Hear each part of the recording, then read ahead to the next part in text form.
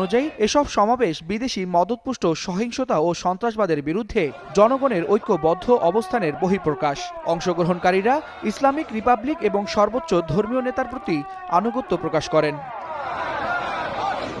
সম্প্রতি ইরানে অর্থনৈতিক সংকট, মুদ্রাস্ফীতি ও মুদ্রার অবমূল্যায়নকে কেন্দ্র করে যে বিক্ষোভ শুরু হয়েছিল তার একটি অংশ সহিংস রূপ নেয়। ইরানি কর্তৃপক্ষের অভিযোগ, যুক্তরাষ্ট্র ও ইসরায়েলের রাজনৈতিক উস্কানি এবং ইসরায়েল ঘনিষ্ঠ ফার্সি ভাষার গণমাধ্যম সেই বিক্ষোভকে সহিংসতার দিকে ঠেলে দেয়। এই প্রেক্ষাপটেই রাজপথে খামেনির পক্ষে বড় আকারের জনসমাগম নতুন রাজনৈতিক বাস্তবতা তৈরি করছে বলে মনে করেন বিশ্লেষকরা।